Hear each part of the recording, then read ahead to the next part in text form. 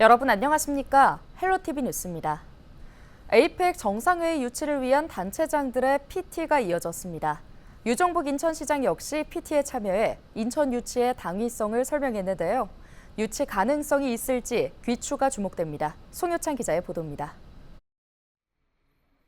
지난 7일 진행된 2025년 아시아태평양 경제협력체 정상회의 유치 계획 설명회. 비공개로 열린 설명회는 프레젠테이션 발표와 질의응답 순으로 진행된 가운데 유정복 인천시장 역시 발표자로 나서 인천의 유치 타당성을 설명하고 질의에 응답했습니다. 우선 유 시장은 지난달 22일 현지 실사에서 검증된 세계적 수준의 송도 컨벤시아와 충분한 호텔 등급별 숙박시설을 비롯해 인천국제공항 등을 통한 압도적인 접근성과 최고의 경호 안전 여건, 시민 열기 등 경쟁 도시와의 차별화된 장점을 앞세웠습니다.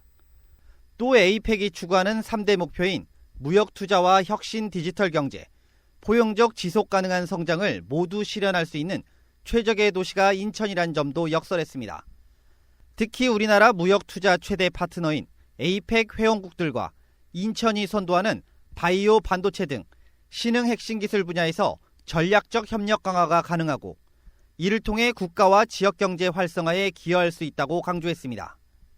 정상 만찬장으로는 도시재생 사업을 통해 복합문화 관광시설로 재탄생한 인천내항 상상 플랫폼과 현대적인 건축물과 어우러지는 한옥의 아름다움과 품격을 경험할 수 있는 경원제를 제안하기도 했습니다. 유 시장은 아울러 에이펙 정상회의 개최를 위한 기반시설에 대한 신중축 없이 기존 시설을 100% 활용해 정상회의를 치를 수 있는 도시라는 점도 강조했습니다. 에이펙 준비단을 단일 조직으로 확대 편성하는 등 책임 있는 지원 약속과 에이펙 성공 개최를 위해 10대 추진 과제를 선정해 각 분야별로 충실히 이행하겠다는 계획도 밝혔습니다. 현재 에이펙 정상회의는 인천을 비롯해 제주와 경북 경주가 경쟁을 벌이고 있습니다. 외교부는 개최 도시 선정위 회의를 거친 뒤 이달 중 2025년 에이펙 정상회의 개최 도시를 선정할 예정인 가운데 인천시의 유치 여부에 시선이 모이고 있습니다. 헬로티비 뉴스 송유창입니다. 주말 사이 북한이 날린 대남풍선 관련 신고가 잇따랐습니다. 인천에서는 지난 8일 오후 10시부터 10일 오전 7시까지 관련 신고 12건이 접수됐습니다. 지난 8일 오후 10시 54분쯤 서구 검단고등학교 인근에서 대남풍선이 떨어졌다는 신고를 시작으로 9일에는 중구 중산동 해안가와 미추홀구 하익동 빌라 옥상에서 대남풍선이 발견됐습니다. 또 서구 녹청자 박물관 인근과 남동구 구월동의 한 유치원 앞에서도 대남풍선이 나타나 소방당국이 안전조치에 나서기도 했습니다. 현재까지 대남풍선으로 인한 재산과 인명 피해는 없는 것으로 나타났습니다.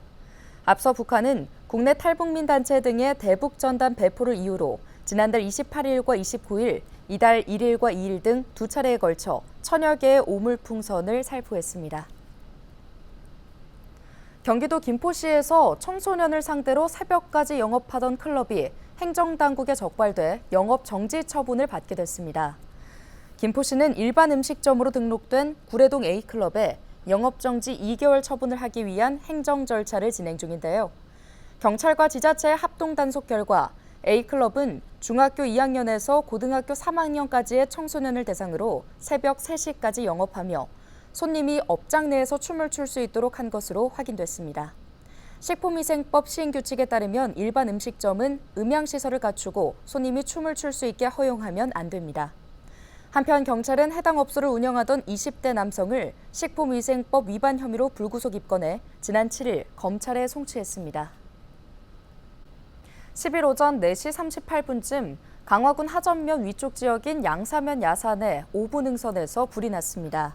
이 불로 오전 6시 현재까지 6,600제곱미터가 탔지만 인명피해는 없었습니다. 앞서 지난 9일 오후 8시 21분쯤 인천시 미추홀구의 3층짜리 다세대 주택 지하 1층에서 불이 났습니다. 이 불로 주민 13명이 대피했으며 다행히 인명피해는 없었습니다. 불은 12분 만에 진화됐습니다. 소방당국은 정확한 화재 원인과 피해 규모를 조사 중입니다. 국내 외국인 소유 주택이 1년 전보다 늘었다는 발표가 최근 있었는데요. 전국 기초단체 지역 중에서는 부천의 외국인 소유 주택이 가장 많은 것으로 나타났습니다. 이유가 무엇일까요? 이관성 기자가 보도합니다. 국토교통부가 집계한 2023년 말 기준 국내 외국인 소유 주택은 모두 9만 1,400여 호, 지난 2022년 8만 3,500여 호보다 9.5% 정도 증가했습니다. 집값이 하락하는 사이 내국인들의 부동산 거래가 줄어들었지만 외국인들의 주택 소유는 늘어난 셈입니다. 지역별로 보면 외국인들의 소유 주택은 수도권에 많습니다. 가장 많은 곳은 경기도로 3만 3천여 호가 외국인 소유 주택이었고 서울과 인천, 충남 순으로 외국인 소유 주택이 많았습니다. 경기도 안에서는 부천시와 안산시, 수원시 순으로 외국인 소유 주택이 많았는데 부천에서만 지난 1년 사이 외국인들이 500여 호의 집을 사들였습니다. 부천에서는 전철역 주변 원도심 지역에 외국인 소유 주택이 늘고 있습니다. 신도시 지역보다 집값이 싸고 전철이 있어 교통이 편리하기 때문입니다. 자국민들이 많은 지역을 중심으로 가격이 저렴하면서 가격 상승 기대가 있는 곳을 중심으로 매수를 한다. 특히 중국인들을 중심으로 타운이 형성되거나 중국인들이 많이 거주하고 있는 실제로 부천역과 소사역 인근 원도심에는 중국어로 쓴 상점 간판을 쉽게 찾아볼 수 있습니다. 내국인뿐 아니라 중국인들을 상대로 영업하는 상점들이 늘고 있는 것입니다. 부천시 원도심의 인구는 빠르게 줄어가고 있습니다. 대신 외국인 등록 인구 수는 원도심 지역 위주로 늘고 있는데요. 외국인 생활 인프라가 원도심 상업 지역에서 늘어가는 모습도 쉽게 볼 수 있습니다. 골목에는 환전소와 출입국 민원을 돕는 여행사가 있고 부동산에서도 오피스텔과 도시생활 주택 등 외국인들의 부동산 거래를 돕고 있습니다. 외국인들의 정주 환경이 형성돼가는 모습입니다. 지자체도 다문화 가정에 정착을 지원하는 복지 정책을 확대하고 있습니다. 부천 지역 외국인들의 주택 소유도 계속 늘 것으로 보입니다. 헬로티비 뉴스 이관서입니다.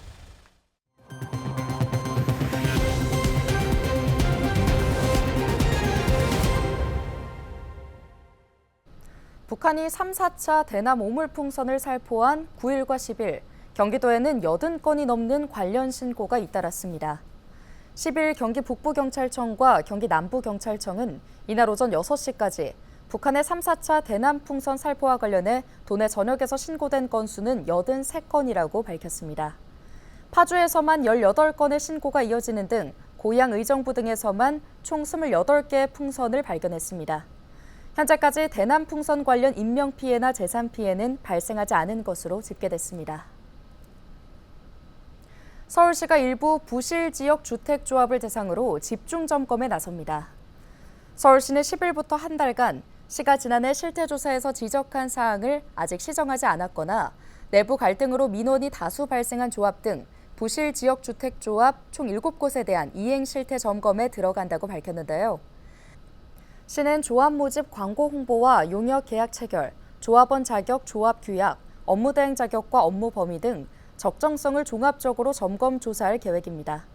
점검 결과 배임이나 횡령 등 의심 사례가 적발되면 수사 의뢰 등 강력 조치로 대응하고 같은 내용으로 2회 이상 적발된 경우 과태료를 즉시 부과하거나 수사 의뢰, 고발 등 행정 조치에 나설 예정입니다.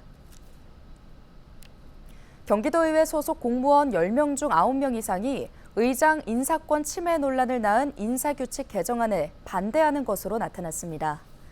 경공노에 따르면 양 노조는 지난 3일부터 5일까지 3일간 의회 사무처 소속 공무원 415명을 대상으로 인사규칙 개정 관련 설문조사를 실시했으며 대상자의 69%인 288명이 참여했습니다.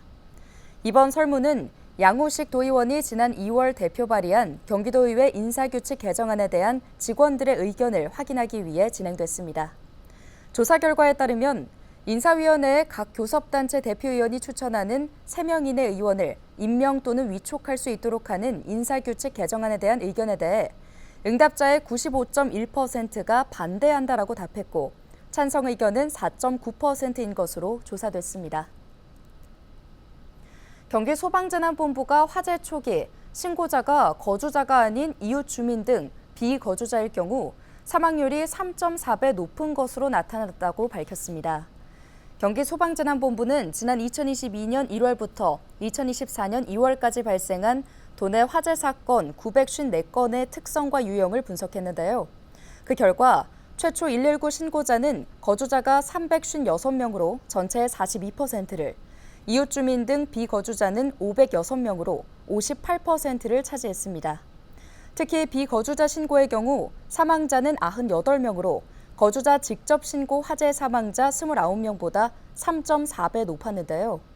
경기소방재난본부의 관계자는 이웃이나 행인에 의해 화재 신고가 접수될 경우 이미 일정 정도 화재가 진행된 것으로 신고 시기가 다소 늦었다고 볼 수 있다고 설명했습니다.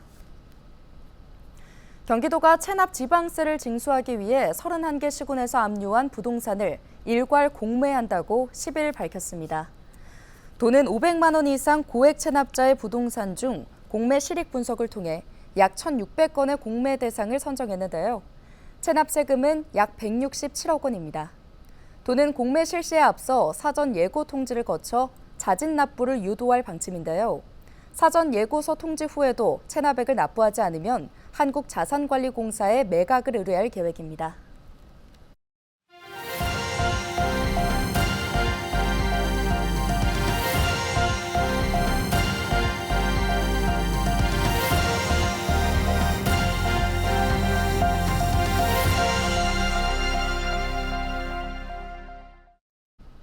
앞으로 인천시 지정문화유산 보존지역 내 건축 행위 허용 기준이 완화됩니다. 인천시는 시지정 문화유산 역사문화환경 보존지역 내 건축 행위 등 허용 기준 조정을 고시했다고 밝혔는데요. 우선 역사문화환경 보존지역은 문화유산과 바깥 지역 사이의 완충지역으로 현행 500m에서 300m로 축소됩니다. 이를 통해 55곳의 시지정 문화유산 중 34곳의 규제 면적이 축소돼 17.2제곱킬로미터가 규제 지역에서 해제됐습니다. 아울러 시지정 문화유산 89곳 중 55곳의 건축행위 허용 기준도 완화됩니다. 서울시가 취업준비 청년을 위해 지원하는 청년수당 대상자를 추가 모집합니다.